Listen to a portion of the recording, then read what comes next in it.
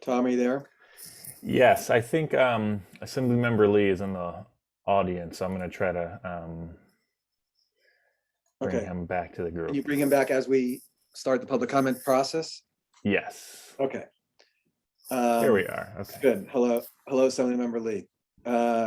Sorry, apologies to everybody again today for technical difficulties and also for the early time. We've been working really hard.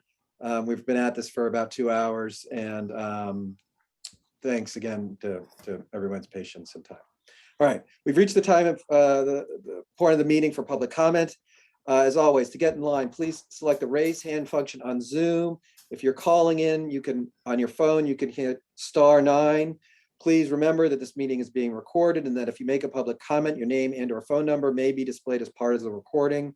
If you'd like to make a comment, please select your raise hand or dial or *9 on your phone now. I'll take a minute to see how many people want to comment, and based on that, we'll see how long each person has for their comment. Please note that the committee accepts public comments in writing, so that if you have a more extensive comment, in fact, that's the preferred way and actually probably the more impactful way to make comment, that can be made to email to committee staff, whose emails are on the committee webpage. And as a reminder, we'll be voting on the committee recommendation to proceed with the final draft of the report after public comment, in case issues arise that may influence issues that arise during public comment that may influence our vote. So with that said, if you please select your raise hand function, and looks like we have a dozen people. If you would please keep your comment to 1 minute, and then Tom, I'll keep the time, but Tom, if you could call folks, that would be helpful. Let's do it. First up is someone with the moniker Fair Chance Project. Hi, my name is Jerry Silva. Of course, my phone just rang. And I'd like to address the panel. For one, I'm really pleased. I feel like I'm in an alternate universe, hearing people speak the language that I speak and that I need to hear. I work with, for years, I worked with 3 strikers. Now I'm working with men and women serving life without parole. On the 3 strikes issue, thank you. It needs to be abolished. I hope that can happen, but if not, I'm fully in favor of your steps 2, 3, and 4. Re-LWOP. I'm a little concerned with the strength of your proposals. Right now, we have in place the commutation clemency, where members of the BPH interview prisoners serving, or men and women serving LWOP. There have been hundreds that have been interviewed and have not heard back, and they are languishing. The process has to find a way to happen more speedily. I mean, I'm listening to these people, and they are so stressed, and I mean, often they consider suicide because they don't see a way out. And I just feel like the language that you've put in place around LWOP needs to be stronger. You really. I'm sorry to interrupt because we're just trying to keep on time. I just want to say a couple things, though. I take your points, and please, feel free to email Tom. Everybody on this committee should know that nobody's worked harder especially in the 3 strikes and LWOP areas to address the problems in California than Jerry Silva. I mean, really, she's been somebody who's been a collaborator of mine over the years. And Jerry, I don't know if you can see your screen, but do you see that sticker back? All right. All right. Well, thank you. Next. Next up, of course, is Joseph Maislish. Here. Thank you, folks. I've last night told people, sent out your updated recommendations to a couple of hundred people, and I'm a big supporter of your work and deliberations. Something that will help several of the recommendations is, excuse me, that I think the risk assessments should be really the central here. I'm very wary of category exclusions, violent, nonviolent, mental illness, non-mental illness. Of course, all of those are considerations in risk, but only risk and public safety are the things that really should be the prescribed categories. The others, as I say, should contribute, and this highlights the need for real study of what are the standards, what makes for the public safety, what indicates sufficient recovery and safety in a person, whether mentally ill or not. That affects many of the recommendations that you have down there. I'll repeat this in a note to Tom, and it applies to several points that on the list. Thank you so much. Thank you very much, Joseph. We really do appreciate all of your feedback. Tom, you're on mute. Sorry, Rebecca Weicker is next. Hi, thank you for taking the time. I've been working for the past few years as a facilitator of victim, offender, or restorative dialogues in the system. And it seems like this is a real opportunity when doing these sorts of revisions to think about the ways in which the current extreme sentencing does not meet the needs of survivors and harmed parties, and to think about maybe formalizing what's right now just operational guidelines for the process of victim offender dialogue, especially when people may be resentenced who survivors believed would never leave prison. And it would be an opportunity to show that there's other ways and other needs that are completely unmet by the current system, and to provide something for survivors that they might not be receiving now. Thank you. Thank you very much. I just want to say that I think our very first substantive meeting as a committee discussed restorative justice, and we were unable to really come up with a sound recommendation around that at the end of the day. And I think that's something that we should continue to investigate and revisit. I have some more ideas. I'd be happy to send them in written form. Please do. That's the best way. Thank you. Next up is Suzanne Rob Throat.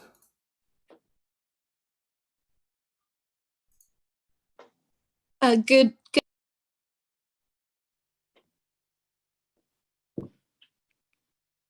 Can you hear me? We can hear you now. Oh, okay. I was saying good morning to everyone, and thank you so much for your painstaking attention to helping inmates and their families with long and punitive sentences that no longer are in the interest of justice. And mine is more of a personal testimony to that. For my brother who's been impacted, and I'm here to encourage you to consider the lives of individuals who've served good time, no misconduct, no crime in decades, and still are held captive 26 years after their MEPD release date. Sorry. Anyway, I've been listening all morning, and I'm very encouraged. Hold on a second. That you actually were there when my brother was found suitable in 2018. But for some reason, the governor decided to deny him release 2 days before he was to come home. So I thank you for what you're doing. I was going to tell you about his achievements and how he should be coming home, but there's no time. So I just thank you for looking into the unlawful 16% parole grant rate. And I was listening when Senator Skinner said that the board is not following California Constitution when inmates are presumed eligible and they act otherwise by their subjective and non-evidence-based factors. That is where I think my brother has fallen into the cracks. So thank you so much for what you're doing. And I did send a letter, and I'll send some more information. Thank you so much, Suzanne. You know, we sometimes get lost or not lost, but we maybe overemphasize the data and the numbers and the statutes. And I, for one, always appreciate the personal stories. So thank you. And thank you for continuing to be a voice for your brother. Thank you. Next up is Crispy. Hi, good morning, and thank you for all the hard work. Thank you so much for the recommendation to abolish 3 strikes. That's going to bring a lot of people home that shouldn't be suffering in our prison system. Wanted to uplift again, due to COVID, there have been 240 deaths of incarcerated people. I thank you for your recommendation to abolish the death penalty, which I know isn't being discussed here, but we know the report's coming out.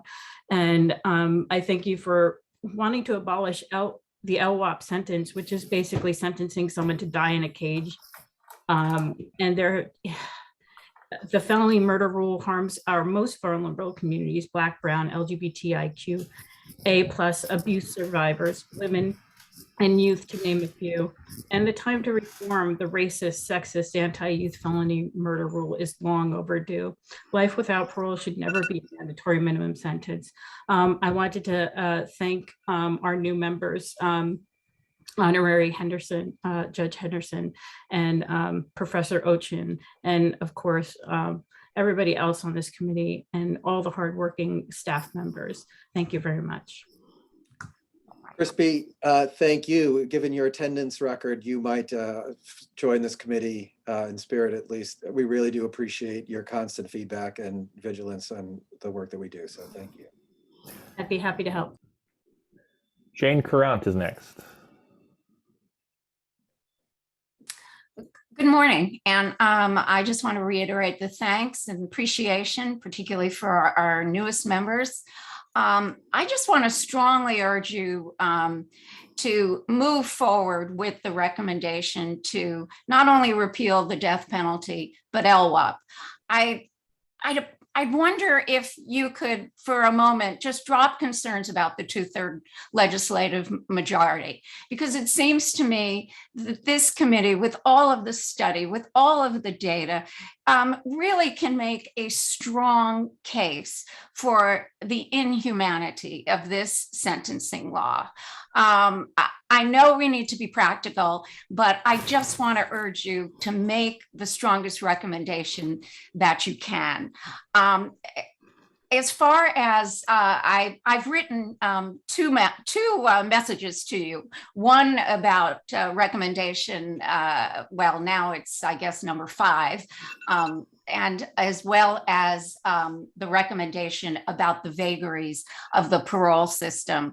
I just want to, you've heard this before, but as someone who volunteers in both college and dramatic arts programs in the prisons, I can tell you that the people who are found suitable tend to be the ones who can express themselves the best, who know how to make a presentation, who know how to use the English language, and knows what the parole board wants to hear. So as far as the whole question of the risk assessment, it's how they come to that conclusion. It's how they make that decision. It's who they decide has insight into their crime. I mean, it's that kind of vagary. And I don't know exactly how that's approached legislatively, as you've talked about, but it's a real problem. And the fact that we have this minuscule release rate is really unconscionable. Ms. Courant, I'm sorry to interrupt. Yes. You know, I think you're also a regular listener, and I think that you see us struggling with all of this, especially, you know, put this down on paper in a way that improves the system and protects public safety, which we all believe can happen. So please keep coming. Please keep making your suggestions. And if you have written suggestions there and specific language that you see us struggling with, the best way to do that is to, you know, email the committee staff, that we get all of that material. So they're all ready to go. They're much longer than what I just said. Okay, thank you. Thank you. Next, we have Yolanda N.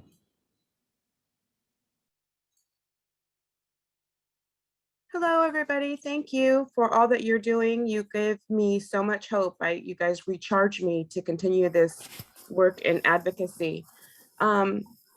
First and foremost, I wanted to say that the language is really important for the BPH, because if there's any corner that they can cut, they will. In 1994, when they had that review that was in the books, and now it's no longer there, it was just a paper review. It wasn't an actual review. It was kind of like what you guys were saying. You know, okay, we checked them out, but that's not how it goes. Special circumstance laws allows for unchecked prosecutorial discretion that has resulted in a disturbing disparities in LWOP sentences and people, I'm sorry, my phone just rang.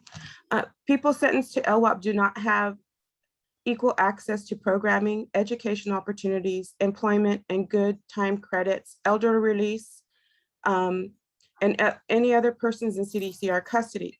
We are truly not working, I'm so sorry. We are truly working towards a real justice. We must completely abolish cruel sentencing practices like life without the possibility of parole, the death penalty by another name. And to create a review process for, and to not create a review process for it, we must just abolish it. We ask that you move forward with the recommendations to completely repeal the death penalty, LWOP, and 3 strikes in your annual report. Thank you very much for your time. Thank you, Yolanda. Just to clarify for everyone, our death penalty report will be a standalone report, which we've voted to adopt, and that will be published shortly. So just to clarify, but thank you. Next up is G. Perfect timing. Thank you for your death penalty report coming out by World Day Against the Death Penalty, I believe, which is 10/10. Thank you. Thank you for all the great work you all do. We can't promise we'll be out by then, but you did it last time. we're trying our best. Kidding.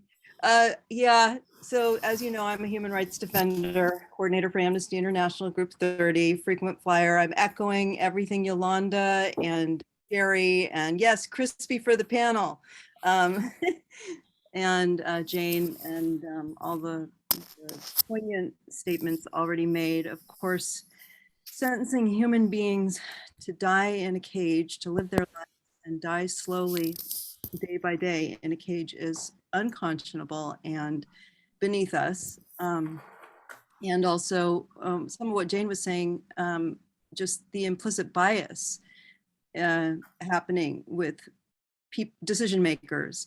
And so I think that's also a really important part to address from your perspective, to always be reminding decision makers and training the decision makers. And then lastly, yeah, I just want to thank you all so much and really, really recommend the abolishment of LWOP as we know it today. And again, back to solitary, to please be on a panel in the future. I think the thing's gonna ding and I have to go back to work. So thank you all. And Before you go, I just want to say, as a frequent flyer, as you said, you know, last year we didn't address any law that we thought would require 2/3 vote of the legislature, just for very practical political reasons. But I can't stress enough that your contribution and the others who have spoken time and time again before this committee about need to address LWOP is really what drove us to take a deep look at it this year. So thank you for your contribution. It really does make a difference. So thank you. And to thank all of you so much. Yeah. Next up is Marion Wickard. Good morning. I'm Marion Wickard, the wife of Tommy Lee Wickard. As I said many times, Tommy is serving a determinate sentence of 57 years. He's been incarcerated 19 years plus. Tommy's classification score is 0. His disciplinary score is 0. During Tommy's early prison term, he was not a man who was privileged to have people such as yourselves to see humanity in all men and women who are incarcerated. He has been in the prison system during the tough on crime period, where lock them up and throw away the key was all that mattered for those who were bad. Nobody is bad. We make bad choices. We grow. We change. It is our God-given free will. I request all of you to vote yes to requiring the BPH to grant more releases. The current system is archaic. Those who are awaiting hearings under elderly parole should have their cases heard in the proper timeline of AB 3234. I used the wrong penal code last time I spoke. Human error. Sorry. I'd like to thank each of you for your position of reviewing the penal code to improve California's judicial system. Please continue to see the humanity and worthiness in all. None of us are lost causes. Hashtag free Tommy and put Crispy on this panel. Thank you. Thank you, Marion. Next up is Irma Cooper. Good morning. My name is Irma, and I am a family member with a loved one behind bars. I just want to really thank everyone for all the hard work, because as a family member, I feel isolated and not really supported in these laws, especially the 3 strikes. I just feel that a lot of times the 3 strikes law has been misused. So I really thank you for going after to try to get that 3 strikes off the books. It has been so misused, especially for the non-violent crimes, to think that you have to spend 25 years in prison even before you can go before the parole board. And then on recommendation number 8, the parole board itself, it definitely needs some work, because their denial rate is just so great. It's like they don't want anyone to come home, and that really needs to be changed. So thank you for everything that you're doing to really help this, because the families are affected and we're in prison along with our loved one that's there. Thank you. Thank you, Irma. It really, like I said before, it really does help to hear the personal stories as we, deal with data so often. So thank you for contributing and sharing. Joanne Shear is next. Hello, committee members. It's so good to see you again, and thank you so much for all you've done over the past year and a half. We're also grateful for your service. Once again, I'm Joanne Shear with Felony Murder Elimination Project, and we're so grateful that you're taking a deep dive look at life without parole. It's been years and years that we've been trying to shine a light on this, and your recommendation to abolish the death penalty should be also given to life without parole. It should be abolished. It is just the same death sentence in another form. Years ago, I agree with Jerry Silva, where the recommendations I feel should be stronger for LWOP. There was one of your suggestions or recommendations was to require BPH to review people serving LWOP for clemency, and after 25 years. And I just want to hold up the data that says that half of the people who are serving life without parole are serving under felony murder. And we all know that the bar for prosecutors under felony murder is a very, very low bar to find somebody guilty of a first-degree murder under felony murder. And therefore, they're serving a life without parole sentence for a transferred intent crime. So I would like the recommendation, it used to be that after 7 years, LWOPs would get a review, and then it was up to 12 years, and then it was up to 30 years, and now it's gone. That's what was in the Title 15. There's no reason for LWOPs cannot get credits for programs. Sure, Joanne. Yeah. I think you saw how much we've looked at this issue and concentrated on it. I really do appreciate, again, everybody's contributions, especially the LWOP issue from the public comment we have not heard that. There hasn't been another issue that has not come through loud and clear. So thank you, and it really has driven this committee. I can't understate that enough.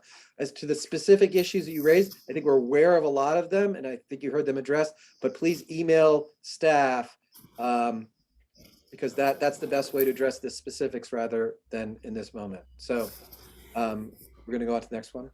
And I'll also add, Joanne is who put us in touch with the folks at UCLA for the data. So thank you for that, Joanne. Thank you. You're welcome. Next up is Alicia Montero.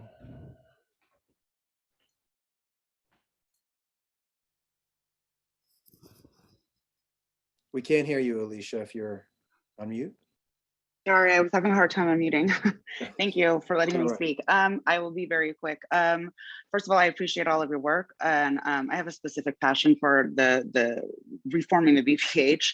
I would love to see the low CRAs be automatic approvals. I don't understand why it's even considered that the commissioners have more expertise than the psychologist. My husband had a really low CRA. He had a low CRA, been doing nothing but schooling and programming, and was kind of bullied into a waiver when he went up last month. Never seen him or my 7-year-old so depressed. These same commissioners had 2 more board hearings at the facility he was at, and all 3 of them had waivers. And I would love to see the commissioners get looked at more, because there's something, I don't know, there's a lot of bias. And like it was said in his hearing, we know that we have to consider youth status, but you were 21 years old, which lets us know that they were going to deny him, even after all of the hard work. So I would love that to be looked at. And just one last thing, just the fact that we'll never know what was actually said inside there, because they waited until they bullied him into this waiver before starting to come with the language that you wouldn't want to see in a transcript. And I'm just, the other part of that is that the tapes from these BPHs are destroyed. And we have so many people. I work for a nonprofit org, and we have so many people saying that what is being said inside of the BPH rooms and what is being written in these transcripts do not align.